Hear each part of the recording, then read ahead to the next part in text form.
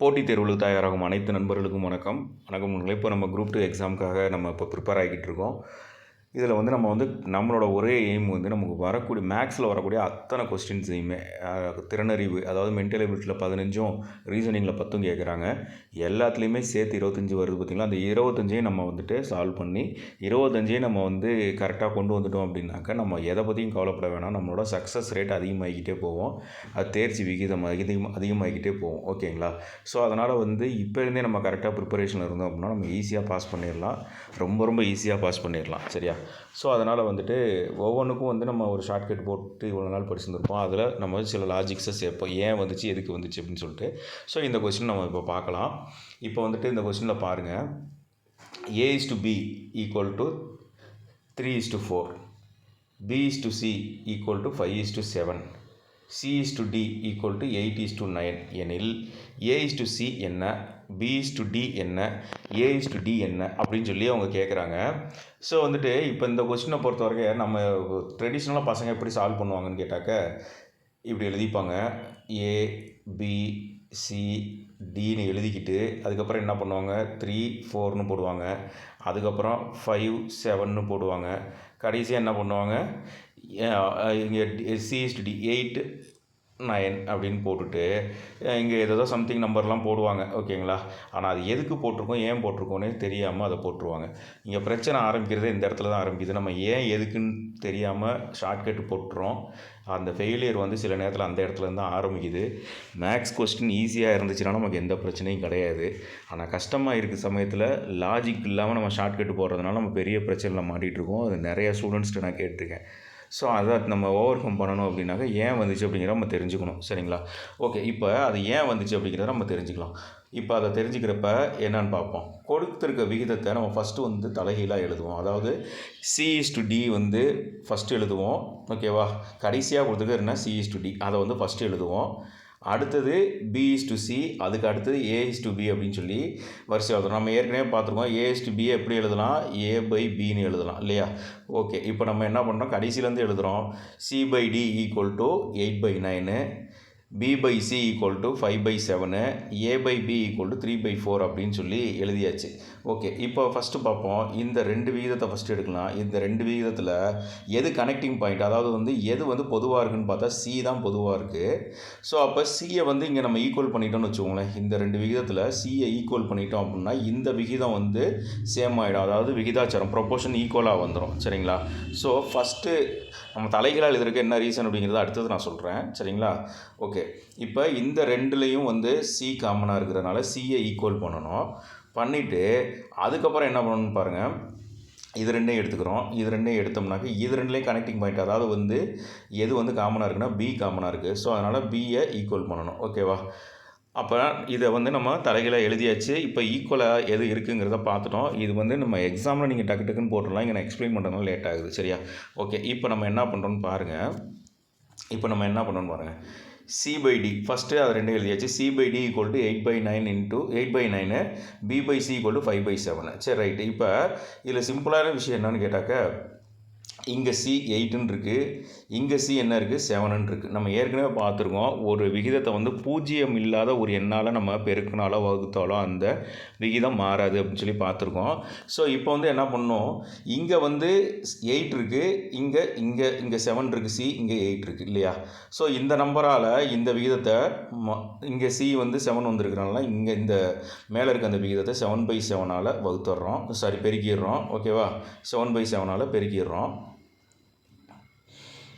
இங்கே இருக்க அந்த 8 இருக்குது பாருங்கள்.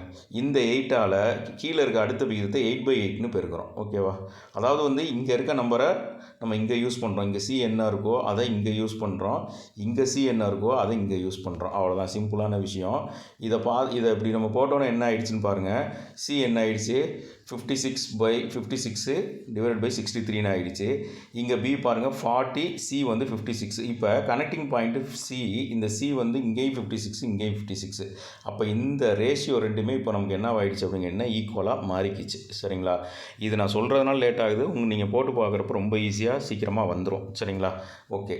அடுத்தது நம்ம என்ன பண்ணுறோம், இந்த ரெண்டையும் எடுத்து எழுதுகிறோம். இந்த பி பை சி இப்போ நமக்கு என்ன ஆயிடுச்சு 40/56 ஆகிடுச்சு. அதனால் பி பை சியை 40/56ன்னு எழுதிட்டு ஏ பை பி என்னென்னா 3/4. ஓகே, இப்போ இது ரெண்டுலேயும் கனெக்டிங் பாயிண்ட் எது, அதாவது காமனாக வர்றது எதுனா பியை பொறுத்த வரைக்கும் இங்கே 40 இருக்குது, இங்கே வெறும் 4 தான் இருக்குது.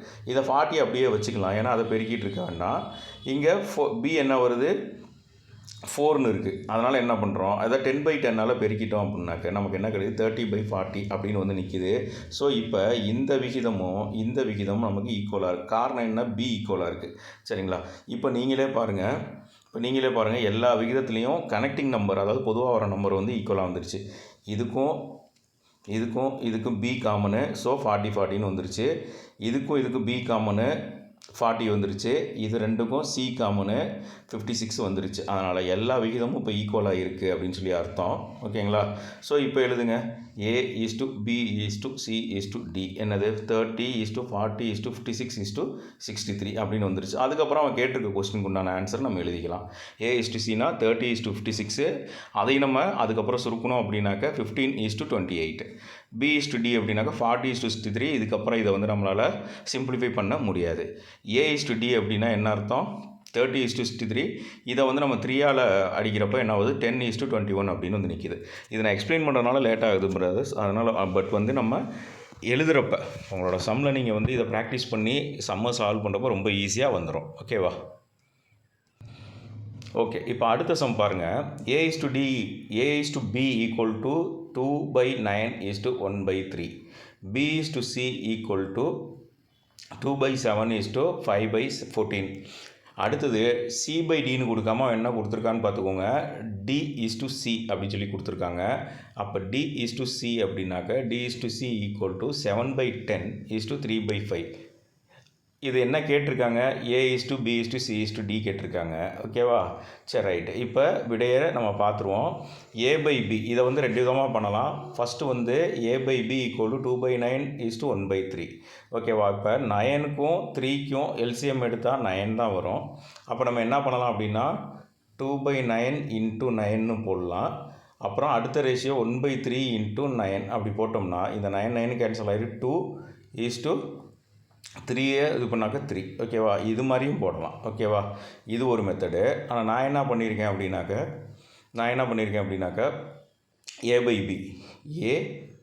A/Bன்னு போட்டுக்கிட்டு ஏக்கு மேலே என்ன வருது 2/9/1/3. ஓகேவா? இப்போ நம்ம எல்லாத்தையும் சிம்பிளிஃபை பண்ணி பார்த்தா 2/3 வருது. அது வந்து நான் சிம்பிளாகவே போட்டேன். எப்படின்னு கேட்டால் 9ஆல் அப்படியே பெருக்கியாச்சு. ஓகேவா? எப்படி போட்டாலும் இந்த நம்பர் நமக்கு வந்துடும். சரியா? ஸோ A/B வந்து இங்கே 2:3. ஓகேவா? அடுத்தது பாருங்கள், அதே தான் B/C. இதை வந்து 7க்கும் 14க்கும் நீங்கள் வந்துட்டு எல்சிஎம் எடுத்தால் 14 வரும். அப்போ இந்த ரேஷியோ 14ஆல் மல்டிப்ளை பண்ணிவிட்டு இந்த ரேஷியோ 14ஆல் மல்டிப்ளை பண்ணால் நமக்கு என்ன கிடைக்கும்னாக்க 4/5 அப்படின்னு வந்து நிற்கும். ஸோ B/C அப்படின்னாக்க 4:5 அப்படின்னு வந்துருச்சு. ஓகேவா? அடுத்தது பாருங்கள், D/Cன்னு அவங்க கொடுத்துருக்காங்க கொஸ்டினில். D/Cயை நம்ம என்னென்னு மாற்றிக்கிறோம், C/Dன்னு மாற்றிக்கிறோம். அப்போ 3/5 முன்னாடி வந்துடுது 7/10. இது ரெண்டுக்கும் எல்சிஎம் பார்த்தாக்கா 10. அதை 10ஆல் பெருக்கிக்கிட்டோம் அப்படின்னா 6/7 அப்படின்னு வருது. அதாவது C/D ஈக்குவல் டு 6:7. அதுக்கப்புறம் என்ன பண்ணுறோம், நம்ம சேம் அப்படியே என்ன பண்ணுறோம், கடைசியிலேருந்து எழுதுகிறோம். C/D ஈக்குவல் டு என்ன 6/7. B/C equal to 4/5. இது ரெண்டுக்கும் கனெக்டர் யார், C. ஓகேங்களா? ரெண்டையும் கனெக்ட் பண்ணுறது. ஸோ அதனால் என்ன பண்ணுறோம், இந்த நம்பரை அங்கே போட்டுக்கிறோம், இந்த நம்பரை இங்கே போட்டுக்கிறோம். போட்டால் நமக்கு என்ன வருது அப்படின்னாக்க ஒரு நம்பர் வந்து நிற்கிது. என்னது 30/35 ஈக்குவல் டு 24/30. இதை அடிச்சுக்கிட்டுலாம் இருக்க வேண்டாங்க, அப்படியே விட்டுருங்க. ஓகேவா? அடுத்தது பாருங்கள், அது ரெண்டுக்கும் கனெக்டர். அடுத்தது A/B. இங்கே என்ன வருது, B என்ன வருது, B வந்து 24 வருது. இங்கே வந்து B வந்து வெறும் 3 தான் வருது. ஸோ இதை மட்டும் தான் நம்ம மல்டிப்ளை பண்ணுறோம், அங்கே மேலே போகலை. சரிங்களா? மேலே போகலை. இங்கே வந்து 3 அப்படியே நம்ம போட்டு பார்த்தோம் அப்படின்னாக்கா என்ன வருது 3 × 8. ஏன்னா 24 நமக்கு வரணும். ஓகேவா? ஸோ 3 × 8. அப்போ மேலேயும் 3 × 8ன்னு போடுறோம். அப்போ 24 16/24 அப்படின்னு வருது. A/B/C/D என்னன்னாக்க 16:24:30:35 அப்படின்னு வந்து நிற்கிது. ஓகேங்களா? அவ்வளோதான். இது மாதிரி தான் நம்ம சிம்பிளாக சால்வ் பண்ணணும். ஓகேவா? திருப்பியும் சொல்கிறேன், இங்கே வந்து B வந்து 24. ஓகேங்களா? இங்கே வந்து B வந்து 24. இங்கே வந்து பி வந்து 3 தான் கொடுத்துருக்காங்க. இந்த 3யை நம்ம 24ஆக மாற்றணும்னா நம்ம என்ன பண்ணணும், 8ஆல் மல்டிப்ளை பண்ணணும். அடுத்தது 8ஆல் மேலேயும் மல்டிப்ளை பண்ணுறோம், கீழேயும் மல்டிப்ளை பண்ணுறோம். So A is equal to 2 into 8 equal to 16, B equal to 3 into 8 equal to 24 அப்படின்னு வந்து நிற்கிது. சரிங்களா, அதுதான் அந்த ரேஷியோ. சரியா?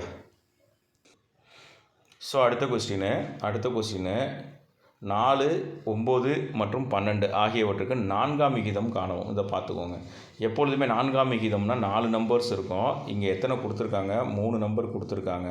இது மாதிரி 3 நம்பர் கொடுத்தா என்ன பண்ணணும்னா 4, 9, 12 இது 3 கொடுத்துருக்காங்களா, இது 3ஐயும் நம்ம என்ன பண்ணணும் அப்படின்னு கேட்டிங்கனாக்கா 4:9 ஈக்குவல் டு 12:x அப்படின்னு வச்சுக்கணும். இந்த எக்ஸ் தாங்க இப்போதைக்கு நம்ம பார்க்க போகிற 4ஆவது விகிதம். ஏன்னா கடைசியாக இருக்கும் 4ஆம் விகிதம் வந்துட்டு. ஓகேவா? ஸோ 12:x இப்படி கொடுத்தாங்கனாவே நம்ம இந்த மாதிரியான ஒரு கட்டமைப்பில் தான் நம்ம வந்துட்டு எடுத்துக்கணும். சரிங்களா? ஸோ இப்போ பாருங்கள், 4/9 ஈக்குவல் டு 12/xன்னு மாற்றியாச்சு. மாற்றணுன்னு நமக்கு இதை சிம்பிளிஃபை பண்ணால் x is equal to 27 அப்படின்னு வருது.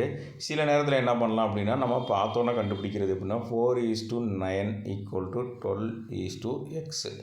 இப்போ பாருங்கள், இந்த ஃபஸ்ட் நம்பரு எத்தனை மடங்கு அதிகமாகிருக்குன்னா into 3 times. 4 into 3 equal to 12. ஏன்னா ஃபஸ்ட்டு நம்பரும் கரெக்டாக இருக்கணும். ஓகேங்களா? இப்போ அதே மாதிரி இதை 3ஆல் பெருக்குன்னா என்ன கிடைக்கும், 9 into 3 27 கிடைக்கும். அவ்வளோதான், சிம்பிள். ஒரே வாரத்தில் முடிச்சுக்கலாம். திருப்பியும் சொல்கிறேன் பார்த்துக்கோங்க. 4:9 ஈக்குவல் டு 12:x. ஓகேவா? இந்த ஃபஸ்ட் நம்பரையும் கனெக்ட் பண்ணி பாருங்கள். என்ன ஆகுது, 3 டைம்ஸ் அதிகமாகிருக்கு, இன்ட்டு 3 டைம்ஸ் அதிகமாகிருக்கு. அப்போ செகண்ட் நம்பர் எத்தனை டைம் இன்க்ரீஸ் ஆகணும், இன்ட்டு 3 இன்க்ரீஸ் ஆகணும். அப்போ நமக்கு 9 into 3 27. சிம்பிளாக முடிஞ்சிடுச்சு. ஓகேவா? அவ்வளோதான். இப்போ அடுத்த சம் பாருங்கள். 16 மற்றும் 36 ஆகியவற்றுக்கு 3ஆம் விகிதம் காண்க அப்படின்னு சொல்லியிருக்காங்க. 3ஆம் விகிதம் அப்படின்னாவே 3 நம்பர்ஸ் தான் இருக்கும். ஆனால் அவங்க எத்தனை நம்பர் கொடுத்துருக்காங்கன்னா 2 நம்பர் கொடுத்துருக்காங்க. சரியா? ஸோ அதனால் என்ன பண்ணணும் அப்படின்னாக்க இதை எப்படி எழுதணும், 4ஆம் விகிதத்தை நான் எப்படி எழுதணும்னு சொன்னேன். அதே மாதிரி 3ஆம் விகிதத்தை எப்படி எழுதணும்னா 16:36 ஈக்குவல் டு இந்த நம்பர் திருப்பி வரும். ஓகேவா? 36:x அப்படின்னு வந்து நிற்கும். சரியா? ஸோ இப்போ பாருங்கள், அதே மாதிரி தான் 16/36 ஈக்குவல் டு 36/x. இது ரெண்டையும் பெருக்கிறோம். 16x ஈக்குவல் டு 36 into 36 அப்படியே வச்சுக்கோங்க. இதை அடிச்சுக்கிட்டுலாம் இருக்காது, அதாவது பெருக்கி போட்டுறாதீங்க. இதை அப்படியே வச்சுக்கோங்க. அப்படியே வச்சா என்ன வருது உங்களுக்கு, 36 into 36 டிவைடட் பை 16 என்னன்னு எழுதுவோம், 4 into 4ன்னு எழுதுவோம். நிறைய பேர் நான் பார்த்துருக்கேன் 36 into 36 பெருக்கிடுவாங்க. 36 into 36 பெருக்கிட்டு அதை அப்புறம் 16ஆக டிவைட் பண்ணிகிட்டு இருப்பாங்க. நம்ம அதுக்கு தேவையே இல்லை. 36 into 36ன்னு எழுதிக்கிட்டு டிவைட் பை 4 into 4 அப்படின்னு போட்டால் 1, இது எத்தனை 9, இது எத்தனை 9, 9 into 9 81. அவ்வளோதான், முடிஞ்சிச்சு. சரிங்களா? சிம்பிளாக முடிஞ்சு போச்சு. கணக்கும் முடிஞ்சிருச்சு. இப்போது 3ஆம் விகிதம் முடிஞ்சு போச்சு. சரிங்களா? 3ஆம் விகிதம் 81 முடிஞ்சிருச்சு. அடுத்தது என்ன கேட்குறாங்கன்னா சராசரி விகிதம். ஓகேங்களா? சராசரி விகிதம் மீன் ப்ரொபோர்ஷன்னு சொல்லுவாங்க. மீன் ப்ரொபோர்ஷன் அப்படின்னு சொல்லுவாங்க. 2 நம்பர் தான் கொடுத்துருப்பாங்க. இப்படி கேட்டாவே அது எத்தனை நம்பர் கொடுத்துருக்காங்களோ அத்தனை நம்பரையும் பெருக்கிக்கிட்டு அதுக்கு ஸ்கொயர் ரூட் எடுத்துக்கணும். எப்பொழுதும் 2 நம்பர் தான் கொடுப்பாங்க. இந்த 2 நம்பரையும் அப்படியே எடுத்துகிட்டு நம்ம ஸ்கொயர் ரூட் எடுத்துட்டோம்னாக்கா நமக்கு என்ன கிடைக்குது, 12 கிடைக்குது. அதுதான் வந்து நமக்கு சராசரி விகிதம் அப்படின்னு சொல்லுவாங்க. சரியா? ஓகே. இப்போ அடுத்த சம்மு 23, 39, 32 மற்றும் 56 ஆகியவற்றிலிருந்து எக்ஸை கழித்தால் அவை அனைத்தும் ஒரே விகிதத்தில் இருக்கும் எனில் எக்ஸ் என்ன அப்படின்னு சொல்லி கேட்டிருக்காங்க. இப்போ நம்ம வந்துட்டு இந்த 4 நம்பரையும் எழுதிட்டு அதுலேருந்து கொடுத்துருக்க நம்பரில் எந்த நம்பரில் கழிச்சா அது எல்லாமே ஒரே விகிதத்தில் இருக்கும் அப்படின்னு சொல்லி கேட்குறாங்க. ஸோ நம்ம ஆப்ஷன்லேருந்து போவோம், நம்பர் எழுதுவோம். இங்கே பாருங்கள் 23, 39, 32, 56 அப்படிங்கிறது அந்த நம்பரு. ஓகேவா? ஸோ எழுதுகிறோம். ஃபஸ்ட்டு எக்ஸ் என்ன கொடுத்துருக்காங்க, 4 கொடுத்துருக்காங்க. ஸோ வந்துட்டு 23, 39, 32, 56 இது ஈக்குவல் டு, ஓகேங்களா? ஏன்னா 4 நம்பர்னாக்க 2 எடுத்துக்கணும் நம்ம. ஓகே, இதில் வந்து 4 கழிக்கிறோம் நம்ம ஃபஸ்ட்டு. 23, 39, 32, 56 இதில் வந்து 4 எல்லா நம்பர்லேருந்து 4 கழிக்கிறோம். நமக்கு கிடைக்கிறது 19:35. அடுத்தது இந்த சைடு 28:52. இது ஈக்குவலான்னு பார்த்தா ஈக்குவல் கிடையாது. சரிங்களா? ஸோ விகித சமம் இல்லை. அடுத்தது என்ன பண்ணுறோம், எல்லா நம்பரில் இருந்தும் 23, 39, 32, 56லேருந்து நம்ம என்ன கழிக்கிறோம் அப்படின்னாக்க 5 கழிக்கிறோம்.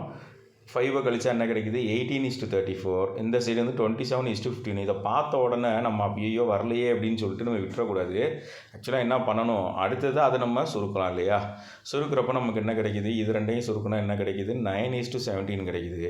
இது ரெண்டையும் சுருக்கிறப்ப 9:17. இது 3ஆல் அடிபடுது, இது ரெண்டும் 2ஆல் அடிபடுது. ஓகேங்களா? ஸோ நமக்கு இது எல்லாத்துக்குமே காமனாக வரணும்னு அவசியம் கிடையாது. ஏன்னா இது ரெண்டும் ஈக்குவல் டு அப்படின்றதுனால இது ரெண்டையும் ஒரு காமனான நம்பரில் அடிச்சுக்கலாம், இது ரெண்டையும் ஒரு காமனான நம்பரில் அடிச்சுக்கலாம். சரியா?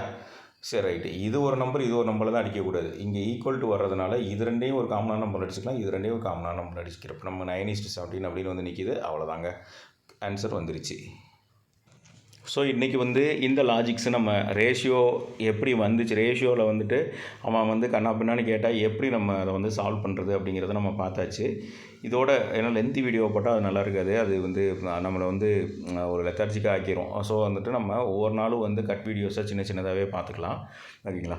இதை வந்து டெய்லி ஃபாலோ பண்ணிட்டு வாங்க. இதுக்கப்புறம் வரக்கூடிய ஏரியா, வால்யூம் எல்லாமே வந்து கஷ்டமாக இருக்கக்கூடிய சம்மை நம்ம ஈஸி பண்ணலாம். கண்டிப்பாக நீங்கள் கண்டினியூஸாக பார்த்துட்டு வாங்க. சப்ஸ்கிரைப் பண்ணி சப்போர்ட் பண்ணுங்கள் ஃப்ரெண்ட்ஸ். Thank you.